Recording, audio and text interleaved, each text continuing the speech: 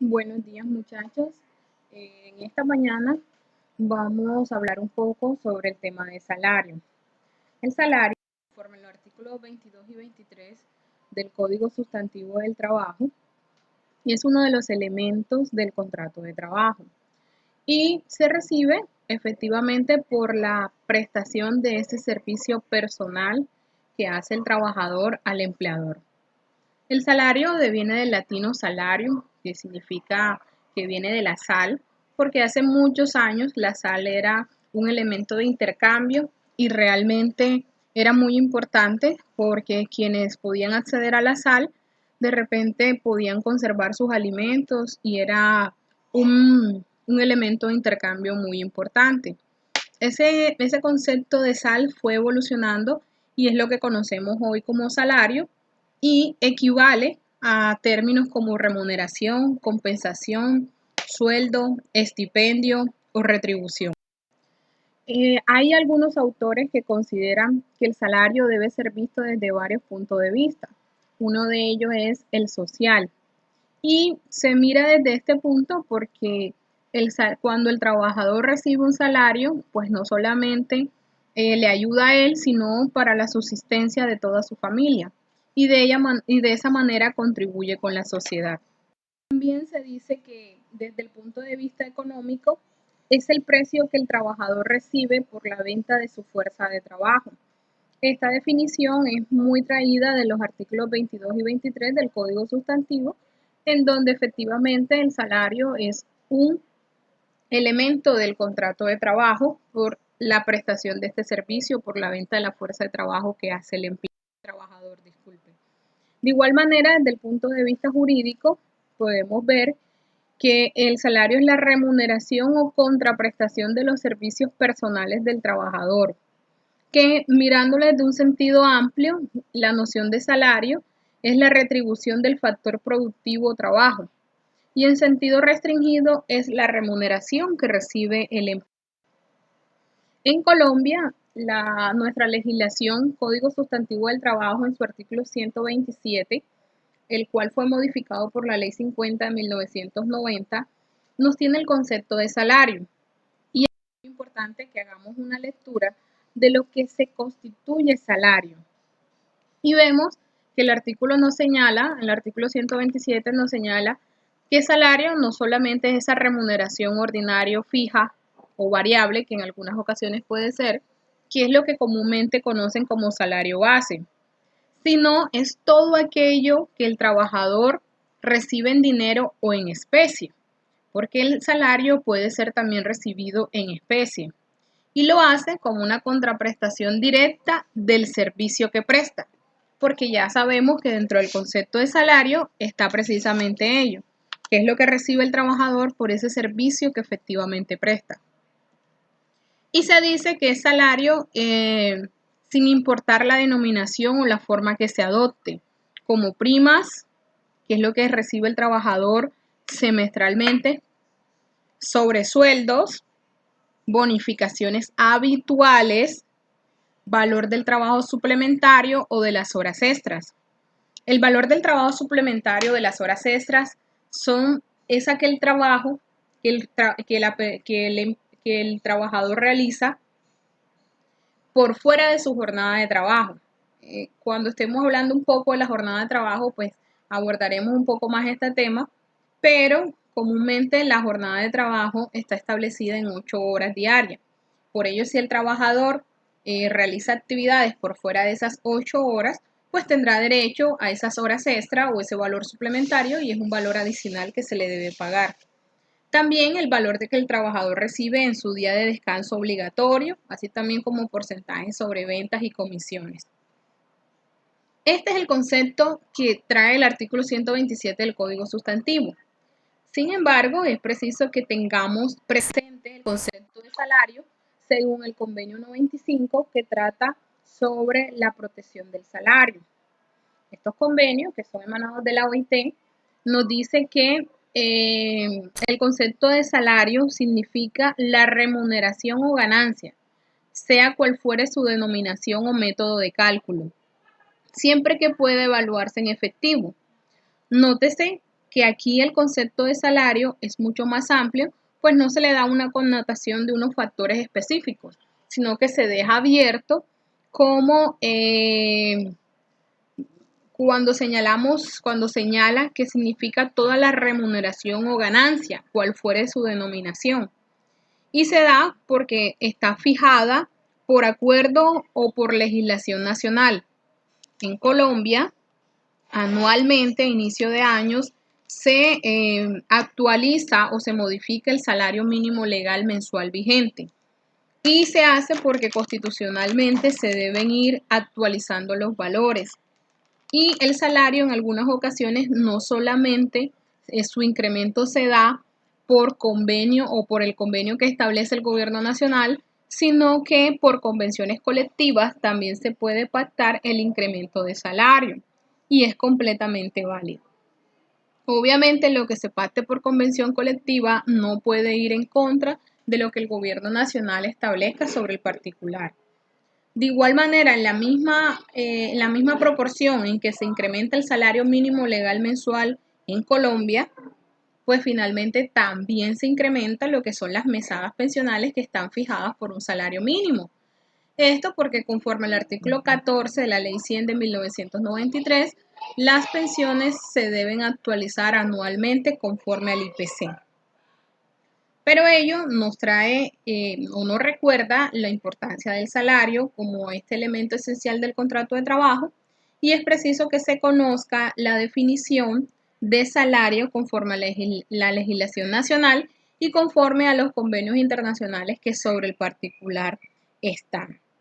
Miren que este concepto de salario del convenio 95 pues nos señala también la posibilidad de que existan contratos escritos o verbales, que es un tema que ya abordamos en el tema de contratos de trabajo.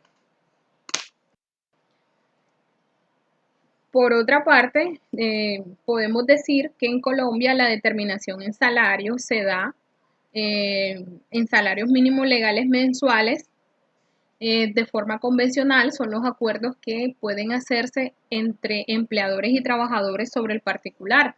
Recuerden que cuando se habla de manera convencional es porque en una entidad o una empresa hay una organización sindical y en virtud de esos acuerdos que se celebren entre la organización sindical y la empresa, pactan el valor del salario, que obviamente este acuerdo al que ellos lleguen no podrá ser inferior al que establece el gobierno nacional. Recuerden que hay, conforme al artículo 53 de la Constitución Política, hay algunos aspectos que hay unos derechos mínimos fundamentales que están relacionados con esto. Y también el tercer elemento para la determinación del salario es por el arbitrio del empleador, en donde el empleador impone los incrementos dependiendo de los niveles de productividad, etc. Pero obviamente este arbitrio del empleador tampoco puede ir en contra de lo que establece la Constitución o el gobierno. Es importante que tengamos presente que en Colombia existe libertad de estipulación del salario, conforme lo señala el artículo 132 del Código Sustantivo del Trabajo. Y por ello se puede convenir que el trabajo sea por unidad de tiempo, por obra, por destajo, por tareas, siempre que se respete el salario mínimo legal o el fijado en los pactos o convenciones colectivas y fallos arbitrales. Quiere decir con esto, y tal vez el concepto de convenciones ya se los expliqué, pero cuando es el término de pacto es cuando una empresa llega a un acuerdo con sus trabajadores y no necesariamente esos trabajadores están sindicalizados. Entonces se dice que esta empresa establece un pacto colectivo con sus empleadores. Y finalmente, fallos arbitrales es cuando en una empresa hay una organización sindical y de repente, en virtud de esa negociación que se realiza, la negociación es fallida y por tanto convocan algo que se llama tribunal de arbitramiento. La decisión a la que llegue ese tribunal de arbitramiento se conoce como laudo arbitral o en este caso como fallos arbitrales y es lo que se decida en ese tribunal de arbitramiento.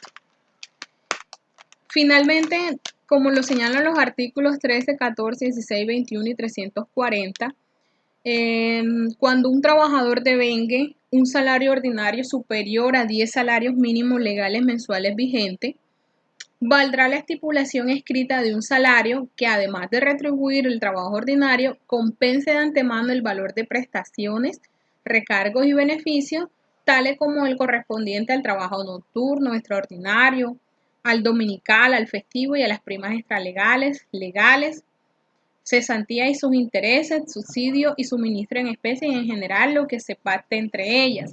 Esto es lo que es conocido como salario. Es preciso que tengan presente que el salario o las modalidades de pago la podemos conseguir por periodos, por destajo, por jornal, por comisiones o por salario integral que está contemplado en el artículo 132 del Código Sustantivo del Trabajo. Y aquí, como lo señalan también, ese salario también puede señalar que el salario integral es aquel en el cual se integra el factor salarial y el factor en un solo pago. De igual manera, en el tema de salario es importante que tengamos presente la forma de pago del salario, que lo encontramos en el artículo 129 del Código Sustantivo del Trabajo.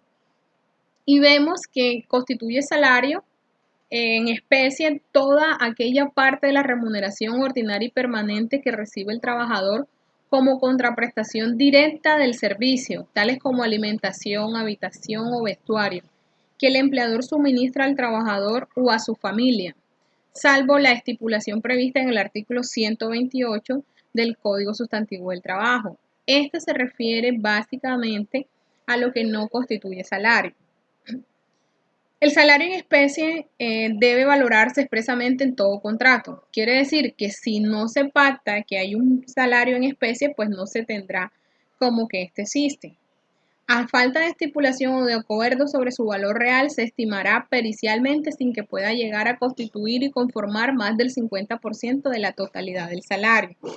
Esto es importante que lo tengamos presente porque, sobre todo en los contratos verbales, no sé, en algunas ocasiones pues todo es tan informal que no se contempla esto y muchas veces se le paga al trabajador en especie una parte de su salario, como en el caso de las trabajadoras del servicio doméstico, que de pronto son de los casos más expeditos que hay sobre el particular.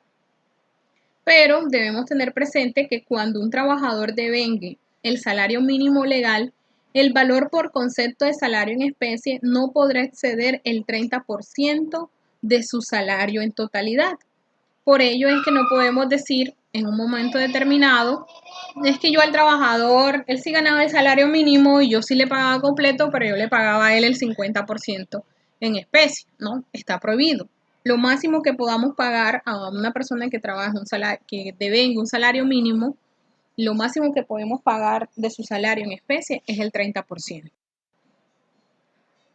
Dicho de otra manera, conforme al numeral segundo del artículo 59 del Código Sustantivo del Trabajo, obligar en cualquier forma a los trabajadores a comprar mercancía o víveres en almacenes o proveedorías que establezca el empleador está prohibido. Por eso es importante que tengan presente que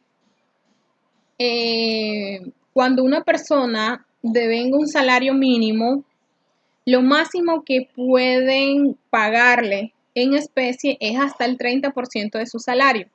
Y cuando devenguen más de un salario mínimo, se le podrá pagar hasta el 50%.